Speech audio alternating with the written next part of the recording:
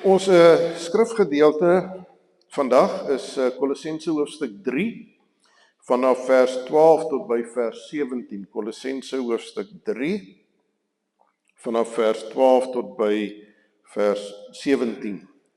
Ek lees vir ons vanaf vers 12. Daarom, omdat julle God se uitverkore heiliges en geliefdes is, luister mooi wat sê Paulus.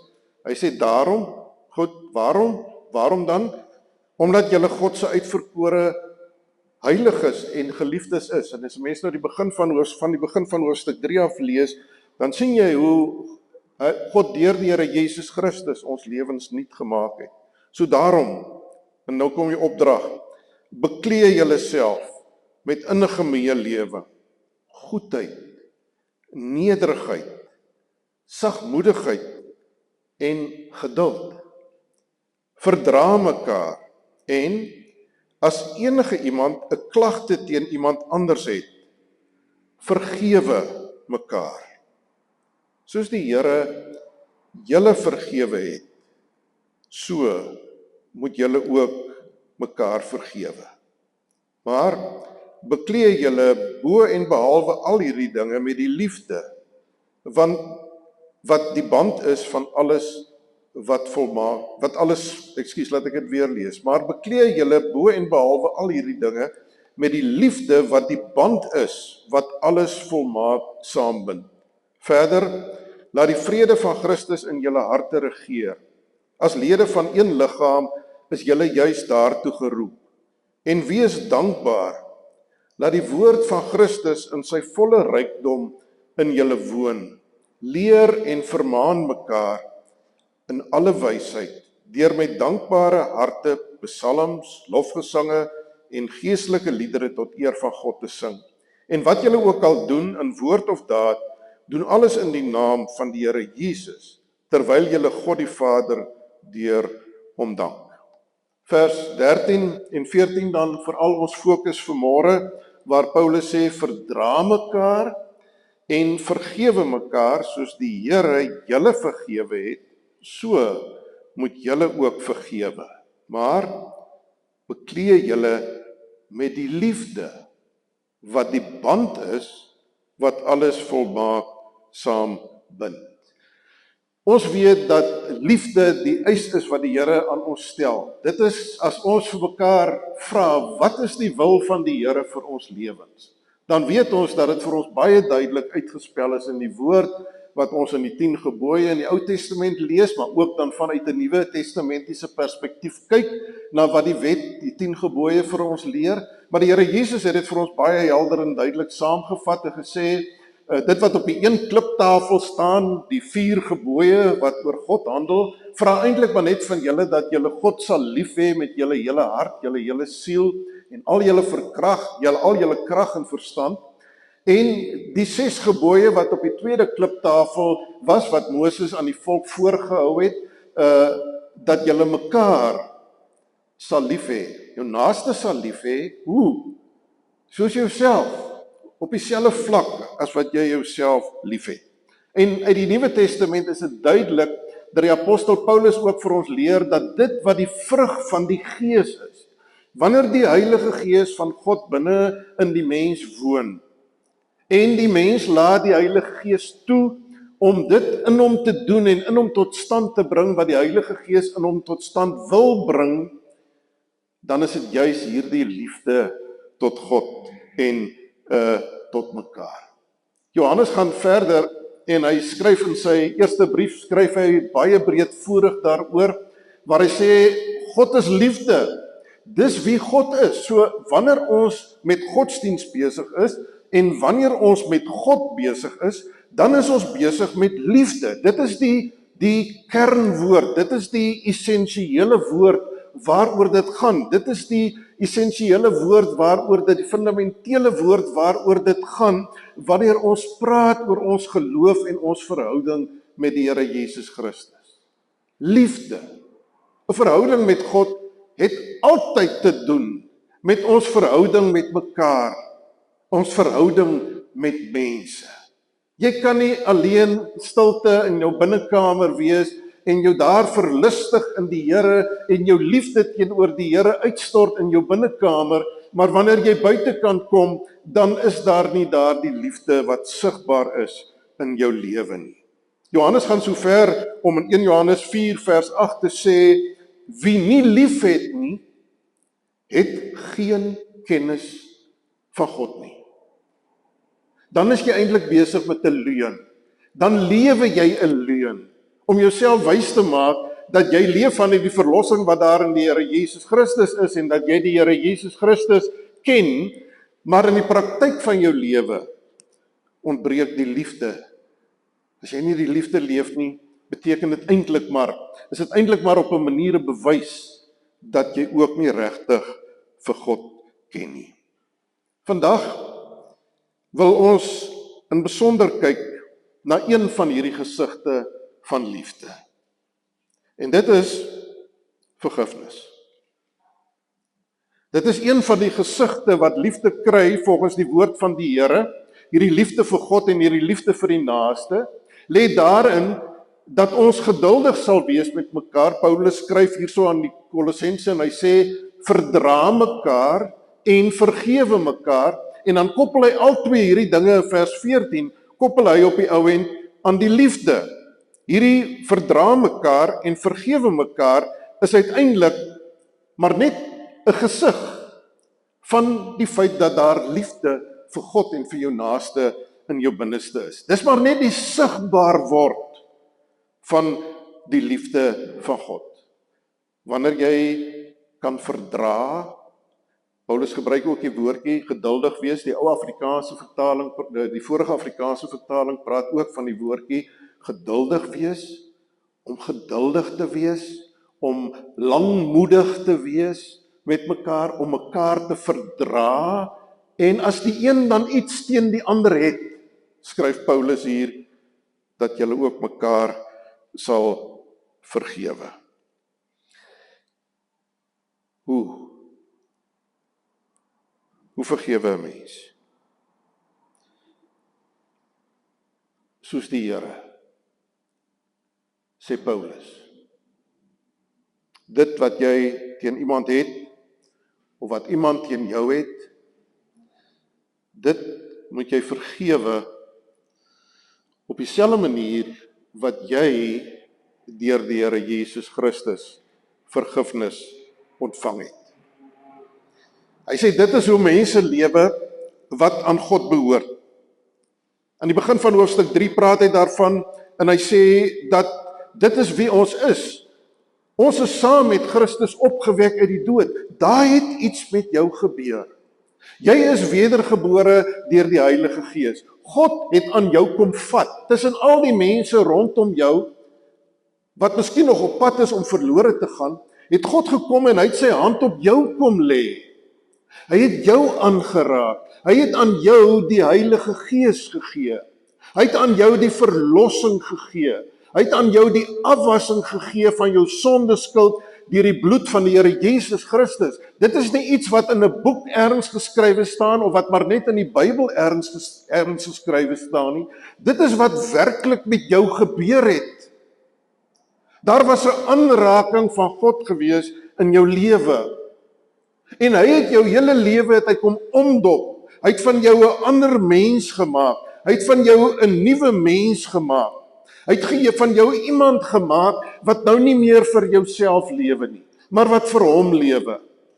Hy het van jou iemand kom maak wat nou strewe na die dinge wat daarbo is, soos wat Paulus in hoofstuk 3 vers 1 sê. Dit is jou ingesteldheid. Jou ingesteldheid is nie meer op jouself in die wêreld nie, want dat iets binne in jou gebeur.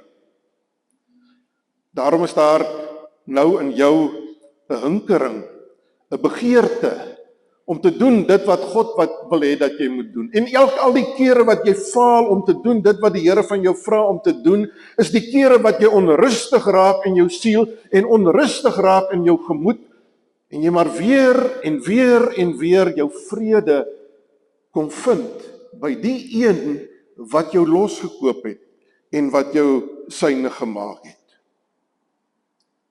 Daarom, omdat jy nou anders is as die wêreld, anders is as die ongelowiges, omdat jy nou aangeraak is deur die genade en deur die liefde van God.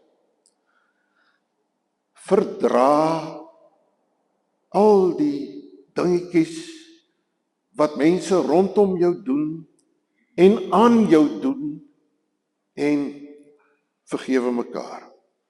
Ek wil graag vanmôre as 'n illustrasie van hierdie vergewe soos wat die Here ons vergewe het, wil ek graag dat ons net vir 'n oomblik ook sal kyk vanmôre na Matteus 18, waar die apostel Petrus na die Here Jesus toe kom en hy kom vra vir die Here en hy sê, Here, hoeveel keer moet ek my broer vergewe as hy teen my sondig? Hoeveel keer moet ek vergewe? Tot 7 keer toe. Nou Petrus het nou gedink, hy sê eintlik nou 'n baie goeie ding en dat Jesus redelik beïndruk moet wees met dit wat hy sê, want die Joodse rabbies van daardie tyd het geleer dat 'n mens iemand moet vergewe ten minste daarom sekerlik 2 keer of 3 keer. En Paulus sê 7 keer. Is dit hoeveel keer ons moet vergewe? Nou die Duitse teoloog Thielke sê daar's 2 redes hoekom Petrus hierdie vraag, daar's een van 2 redes hoekom Petrus hierdie vraag vir die Here Jesus gevra het. Hy sê die eerste rede hoekom hy hierdie vraag gevra het, is dat Petrus hoe langer hy hierdie pad saam met die Here Jesus geloop het hier op aarde en gesien het hoe die Here Jesus mense rondom hom hanteer, het Petrus al meer en meer agtergekom, maar daar's eintlik geen mens wat vir Jesus te sleg is nie. Want hulle as Jode het baie duidelike onderskeid getref dat 'n Samaritaan is iemand wat jy op 'n afstand hou. 'n Samaritaan is iemand wat as jy in die straat loop en sy skaduwee val op jou, dan is jy eintlik besoedel net deur die skaduwee van daardie mens. So treurig is daai mens, dat as sy skaduwee op jou geval het, dan gaan jy dadelik huis toe en jy gaan bad jouself om jouself net weer skoon te kry. Maar Jesus gaan sit by die vrou, die Samaritaanse vrou, by die put. Die tollenaars en die sondaars is die mense met wie die Here Jesus kort in aanraking was. So Petrus het hierdie belewenis gehad, maar daar's geen mens onder hierdie son wat hier loop, wat vir Jesus te sleg is nie. Jesus behandel alle mense op dieselfde manier. Hy behandel hulle met liefde, met vriendelikheid en met geduld van sy kant af. En dit lyk asof daardie geduld en die vergifnis wat daar in sy hart vir hulle is, dat dit onbeperk is.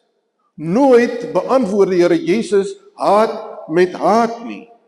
Wanneer hy drasties optree teenoor die skrifgeleerdes en die fariseërs en baie kritiese dinge en veroordelende dinge selfs teenoor hulle sê, is dit nooit uit haat uit nie. Maar is dit oor die geregtigheid van God? Petrus het gevoel, Jesus skryf niemand af nie. Niemand is so sleg dat Jesus hom afskryf nie. Hy sê, Thielke sê, dis die een rede. Is Petrus sy ongemak. Is Petrus se senuweeagtigheid om met iemand te doen te hê, wat dit net lyk asof daar geen mens is, wat hy afskryf nie. Dis tog net nie moontlik nie, kon Petrus dalk gedink het. Thielke sê die tweede rede is dat Petrus het geweet dit wat die Joodse rabbies leer, wat ek vir u gesê het, jy vergewe so 2 of 3 keer. As jy 2 of 3 keer vergewe het, dan het jy regtig daarom nou jou kant gebring. Dan kan jy in 'n sekere sin nou jou hande in onskuld was. Maar wat Petrus van die Here Jesus belewe het, is dat Jesus dalk nou meer keer sal vergewe. Jesus is so geduldig, so vergewensgesind, so vriendelik, hy sal dalk meer keer vergewe as die 2 of 3 keer wat die rabbi sê, en daarom kom Petrus en hy vat sommer nou, hy verdubbel sommer, hy meer as verdubbel die aantal kere wat 'n mens iemand moet vergewe volgens die Joodse rabbies, en hy sê 7 keer, Here. Hy sê, is dit, ons wat nou weet, ons sien hoe wonderlik en genadig en liefdevol hy is, so 'n mens kan seker daarom dit wat die Joodse rabbi sê, so 'n bietjie verdubbel, 7 keer. Dan, na 7 keer, kan 'n mens seker daarom nou op die ou en kom in 'n streep trek, en sê, ek het jou nou tot hier toe vergewe. Verder kan ek jou nou nie vergewe nie.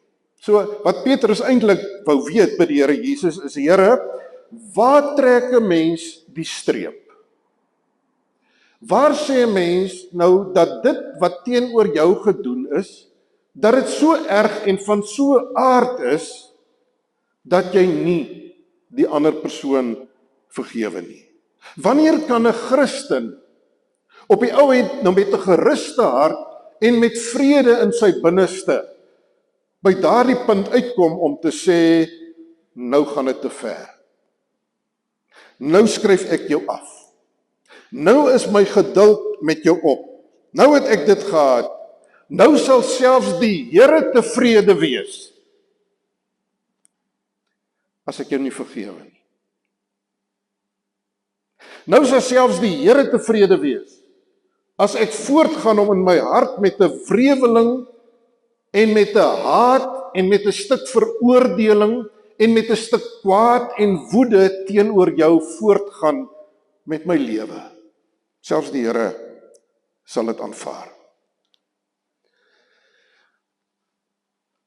As kind van die Here weet ons dat die Here van ons vra dat ons daarom sal vergewe. Maar nie heeltemal vergeet nie. Natuurlik vergeet 'n mens nie. Jy onthou. Die vraag is of jy bly om iets teen die ander te hou. So Petrus sê, Here, ek kan daarom seker telling hou. Ek kan daarom seker, as jy dit nou weer 'n keer aan my doen, dan kan ek nou teruggaan en vir jou sê dat jy dit doen. Ons ken mos die argumente, baie keer ook in ons huwelike met mekaar, of broers en susters, of wie ook al. Ons sal mekaar vergewe en dan gaan dit vir lank goed, en die volgende keer wat daardie persoon iets teenoor jou dan nou doen, wat jou ontstig en wat jy nie meer gelukkig is nie, dan sal jy sê, dan doen jy dit weer. Jy doen dit altyd. Jy's altyd so, dan gaan ons nou sommer terug en dan haal ons nou weer al die ou koeie uit die sloot uit wat nou al vrot en wat stink, wat al begrawe was, dan haal ons dit nou sommer ook weer uit. Want sien, ons hou telling. Ons wil bly by mekaar tel. Hoeveel keer? Nou is Jesus 'n verstommende antwoord aan Petrus en hy haal die wind heeltemal uit Petrus se seile uit en hy sê vir Petrus, nie 7 keer nie, maar 70 maal 7 keer. Nou die getal 7 en die getal 10, 7 maal 10 is 70. Die getal 7 in die Bybel is die volmaakte getal en wat Jesus eintlik vir Petrus hier sê, en Petrus het dit geweet, is dat Jesus vir hom sê, 'n mens vergewe nie iemand 490 keer nie. Maar onbeperk. Jy hou op tel. Jy tel nie. Wanneer jy nuut gemaak is en aangeraak is deur die Gees van God en jy die liefde en die genade van God in jou lewe ken, dan tel jy nie. Jy vergewe. So daarom vertel Jesus toe nou hierdie gelykenis vir Petrus en die disippels by hom.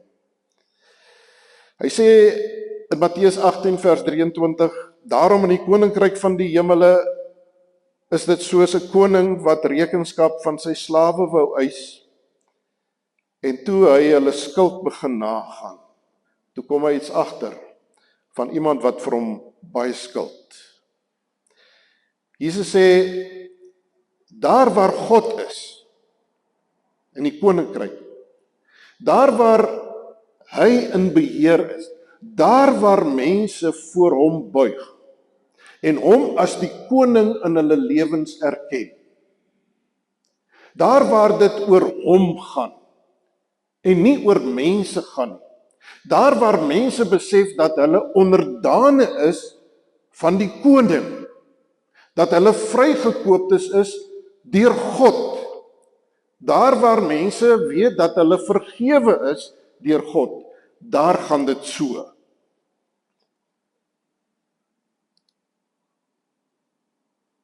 Vers 24, toe hierdie koning hulle skuld begin nagaan, is een wat 10.000 talent verskuldig was na hom gebring. Omdat hy nie kon terugbetaal nie, het die Heer beveel dat hy as ook sy vrou en kinders en alles wat hy besit verkoop word en dat die skuld so terugbetaal moet word. Met ander woorde, hy moet self betaal met sy hele toekomstige lewe van hom en sy vrou en sy kinders. Die slaaf het toe voor die koning op die grond neergeval, laag voor hom gebuig en gesê, wees geduldig met my, verdra my, hou uit met my, en ek sal u alles terugbetaal. Die Here het daardie slaaf innig jammer gekry, hom vrygelaat en sy skuld vir hom kwytgeskeld. Die eerste toneel van Jesus se gelykenis. 'n Amptenaar, 10.000 talente. In ons rand vandag is dit miljoene rande. Eintlik half onberekenbaar baie geld wat hy die koning geskuld het. En ons kan onsself net voorstel, as jy jouself voorstel in jou eie lewe, dat jy met hierdie ongelooflike skuld loop, wat jy weet, daar is nie 'n manier wat jy iets kan doen om daardie skuld aan die koning terug te betaal nie. Jy skuld dit die koning, en jy weet die koning is 'n regverdige koning wat eis wat hom toekom.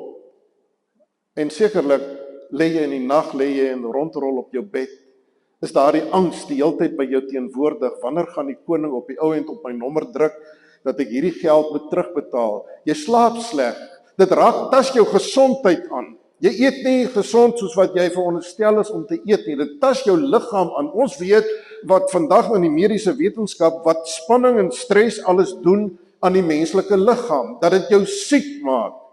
Dat amper 80% van alle mense wat hulle huisdokter besoek, soos wat ons mag genoem die huisdokter, deesdae kom hulle nie meer huis toe nie, spreekkamerdokter seker vandag, maar so mense wat gewoon na die gewone huisdokters toe gaan, dat die wetenskaplike sê vir ons tot 80% van die mense wat met siektes en kwale gaan, is die siektes en kwale word veroorsaak deur spanning en stres waarmee mense in hulle lywe rondloop. Ek vermoed ons ken dit. Ek weet daar's ander dinge wat in ons harte en gedagtes is wat ons ook so laat rondrol. En hierdie man het geweet, hy vra koning asseblief gee vir my uitstel. Eintlik het hy in sy binneste geweet dit help eintlik nie hy vra uitstel nie. Al waarvoor hy uitstel vra is die veroordeling, is die straf wat oor hom moet kom. Al wat vir hy uitstel vra is dat hy verkoop gaan word, sy vrou gaan verkoop gaan word en sy kinders verkoop gaan word, sodat die koning daarom iets van sy geld sou terugkry. So hy vra maar net. Hy vra maar net uit moedeloosheid, uit hopeloosheid, sê ag koning asseblief, stel net uit, ek sal alles terugbetaal. Hy weet, hy praat nie die waarheid nie. En dan gebeur die ondenkbare ding wat daar in daardie kroonsaal van die koning gebeur, is dat die koning eis nie op die ou end van hom afbetaling. Die koning werk nie op een of ander manier 'n program uit te sê, nou maar goed, as jy nou teen daai tyd soveel afbetaal, en dan betaal jy soveel af, en dan betaal jy soveel af, dan kan jy nou aangaan met jou lewe, dan gaan ek jou nie verkoop nie, en jou vrou en kinders ook nie verkoop nie. Dis nie wat die koning doen nie. Die koning spreek hom vry. Net daar skryf die koning al die skuld af. En ek dink, ons kan onsself net indink hoe daardie man uit die troonsaal van die koning geloop het. Eintlik gedink het, dit is wat nou hier gebeur het, dis seker nie 'n werklikheid nie. Ek kan dit nie oorvertel nie. En hoe verder hy geloop het, hoe meer het dit begin om tot sy gedagtes deur te dring. Wat het eintlik nou gebeur is dat die koning het hom vrygespreek. Die koning het al daardie skuld wat hy hom geskuld het, die koning afgeskryf.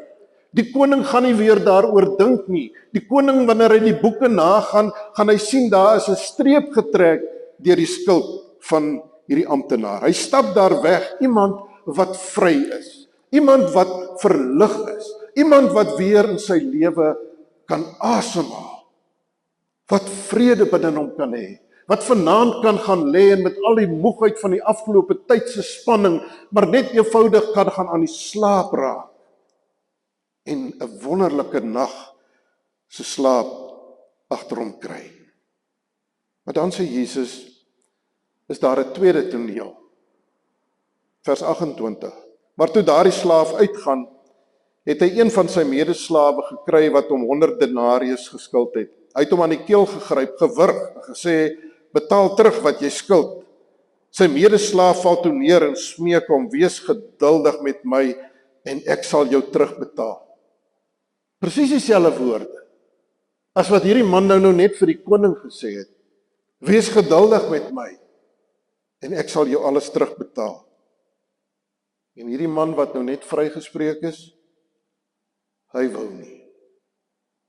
Inteendeel, hy het weggegaan en hierdie man wat vir hom 'n paar rand geskuld het, 'n onbenullige bedrag geskuld het hy in die tronk laat gooi totdat hy die verskuldigde bedrag sou terugbetaal. Geen genade nie. Geen geduld nie. Nie bereid om te verdra nie. En baie duidelik het dit wat daar in die troonsaal met hierdie man gebeur het, sy vryspraak, het dit nie ook sy hart aangeraak nie. Het dit nie sy hart vermurwe teenoor die mense met wie hy te doen het en wat hom skuld het nie. Wat hom verskuldig is nie. Die genade wat hy ontvang het hy nie sigbaar gemaak dat ander mense kan sien hy is 'n begenadigde. En hy's baie bewus daarvan dat hy begenadig is. En omdat hy begenadig is, het hy ook genade verander. Die genade wat hy ontvang het, is 'n genade wat hy bereid is om te deel en om uit te deel aan ander. Maar dis nie wat gebeur nie. In plaas daarvan dat hy 'n weerklank is van dit wat nou net in die troonsaal gebeur het, is hy 'n weerklank van die wêreld. Is hy 'n weerklank van mense wat God se genade nie ken nie. En God se liefde nie ken nie. Hy maak soos wat almal maak. Hy verwyd, hy beskuldig, hy vergeld, hy hou dit teen ander wat iets aan hom verskuldig is. Hy strewe nie, soos wat Paulus in hoofstuk 3 vers 1 sê, na die dinge wat daarbo is in die troonsaal nie.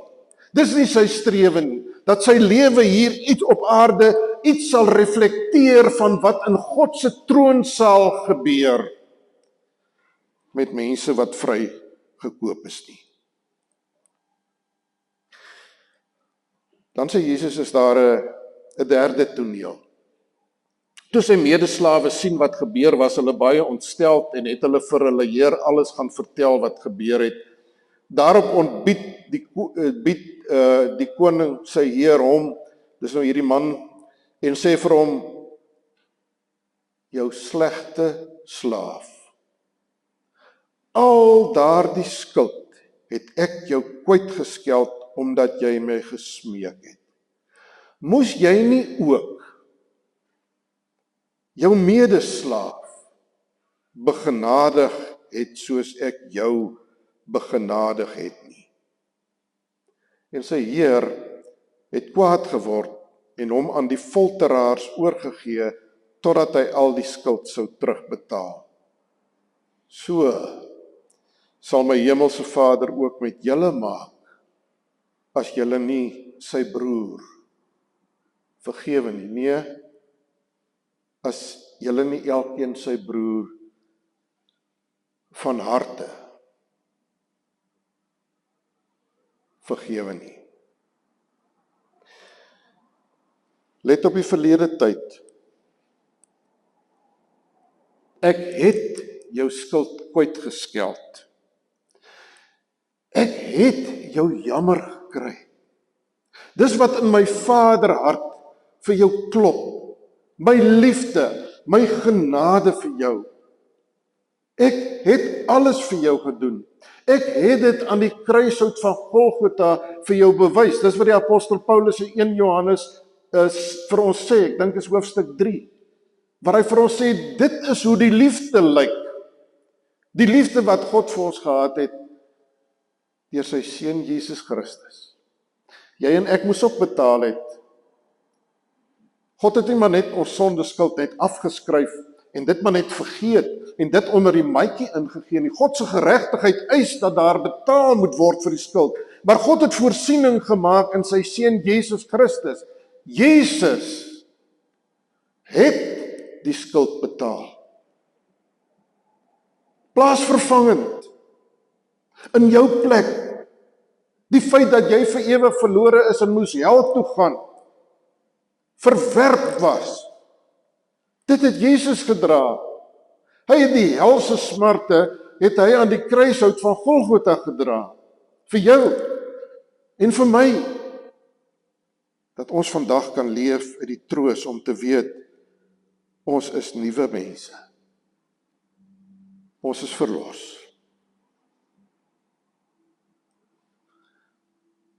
Om 'n onverklaarbare rede het hierdie man eintlik opgetree op 'n manier asof daar niks met hom gebeur het nie. Asof hy nie weet wat beteken dit om skuldig te staan en te weet dat jy kan niks self aan daai skuld doen nie. Jy kan nie jou eie sonde vergewe nie. Jy kan nie jouself goed genoeg maak om te vergoed vir dit wat jy voor God verkeerd gedoen het nie. Daar's niks wat jy kan doen om van jouself 'n beter mens te maak nie. Dis net God wat dit kan doen. Moes jy nie ook? Of moet jy nie ook geduldig wees met hulle rondom jou nie? Moet jy nie verdraagsaam wees wanneer mense keer op keer dinge teenoor jou doen nie? Dit jou verontrief. Dit pyn in jou binneste veroorsaak. Dit 'n sware las is wat jy binne in jouself dra. Hierdie verwerping, hierdie ding waar iemand anders jou te nagekom het, jou verneder het, moet jy nie soos die Here verdraagsaam wees en vergewe nie. Here, hoeveel keer? Hoeveel keer vergewe 'n mens? Jesus sê, nee, Petrus, jou vraag is verkeerd. Die vraag is nie hoeveel keer nie. Die vraag is, hoeveel is jy vergewe? Dis die vraag. Hoeveel keer het God jou vergewe? Hoeveel keer moet God jou vergewe vir dit wat jy vandag reeds gedoen het of nog gaan doen?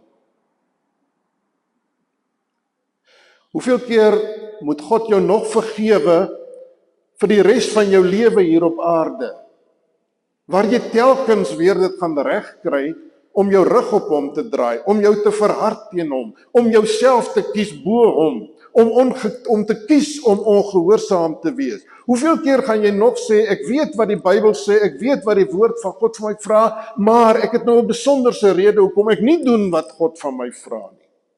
Hoeveel keer gaan God jou nog moet vergewe? Hoeveel keer is ek vergewe? As ek iets verstaan daarvan, dat God deur die bloed van Jesus vergifnis aan my geskenk het, as ek iets daarvan verstaan, as dit iets aan my doen, as dit 'n werklikheid is in my lewe en ek besef maar net ek staan hier in nederigheid, in afhanklikheid van genade. Ek is 'n sondaar mens wat verlos is. Dan hou jy op met tel.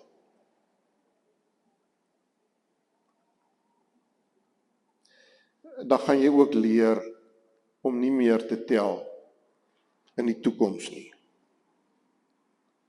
Paulus sê nie in Kolossense vir ons moet vergewe en mekaar verdra, sodat ons ook vergewe kan word nie. Paulus sê eintlik maar net, omdat jy verdra is en verdra word en vergewe is en vergewe word, omdat dit waar is van jou, daarom verdra en vergewe. Broers en susters, dis 'n oefening waarmee ek en jy baie sukkel. Dis iets wat nie maklik gebeur met 'n mens nie. Keer op keer vererg ons onsself vir mekaar. Keer op keer loop ons met iets binne in onsself rond teenoor iemand anders. En dit gaan nog baie keer gebeur in ons lewens. Nog baie keer. Maar mag die Here gee dat ons onthou wie ons is en wat met ons gebeur het. En dat ons so elke keer maar weer, wanneer ons ons skuld voor die Here bely het, kan die vrede kan aanvaar. Dit vir onsself kan toeëien. Dankie Here, dat my skuld betaal is, dat ek vergewe is. Dat ons dit ook aan ander mag doen. Ons kan dit nie uit onsself uit reg kry nie. Dit is net die Heilige Gees van God wat dit kan doen en wat dit in jou lewe wil doen. God wil deur sy Gees jou maak wie hy wil hê dat jy moet wees. Hy wil dit doen. Paulus skryf in Galasiërs 5 vers 22, dit is die vrug van die Gees. Liefde, goedheid, verdraagsaamheid, al daardie dinge, die vrug van die Gees. Dis net God wat vir jou en my kan help om by daardie punt van vergifnis uit te kom. Daarom mag dit beteken dat ek en jy op ons knieë voor die Here maar net kan worstel en kan vra, begin net daarby, Here, help my om soos U te wees.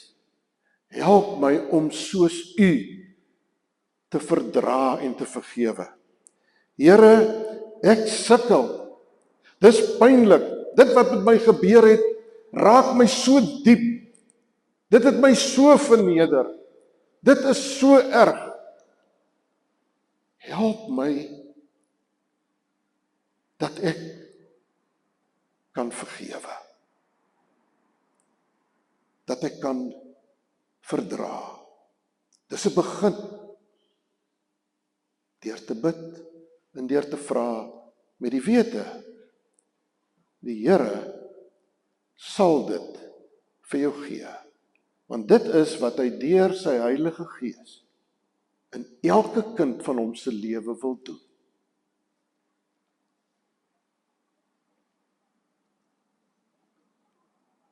Wanneer die mense daar buite inkyk op die kerk, wanneer die mense daar buite inkyk op dagbreek, dan moet hulle God se verdraagsaamheid en God se liefde en God se genade in ons kan sien. Moet hulle kan sê, daardie mense, ons weet nie, ons verstaan dit nie lekker nie, maar dit is 'n verdraagsame lot. Jy kan doen wat jy wil,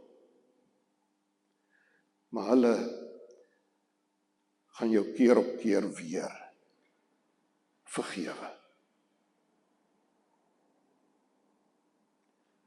Dan sien die wêreld God se genade gedemonstreer en geleef in hierdie wêreld. Here Jesus, ag Here, U weet en ons hoef niks vir U te vertel nie. U ken ons harte, U ken ons gedagtes, U weet hoe ons sukkel en worstel om hierdie nuwe lewe te leef, wat U vir ons moontlik gemaak het. En daarom kom ons maar net vanmôre opnuut weer, Here, met ons gebrek aan verdraagsaamheid, ons gebrek aan geduld met mense rondom ons, met mekaar. Ons tel hoeveel keer het iemand nou al iets verkeerd gedoen. Ons kom bely dit dat ons tellers is en nie mense is wat onbeperk vergewe nie. Ons bely dit voor U as sonde.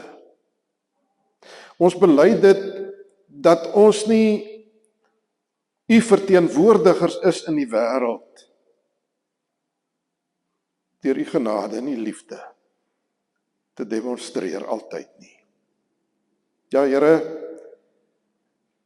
ook deur U genade kry ons dit baie keer reg. Maar keer op keer val ons maar weer.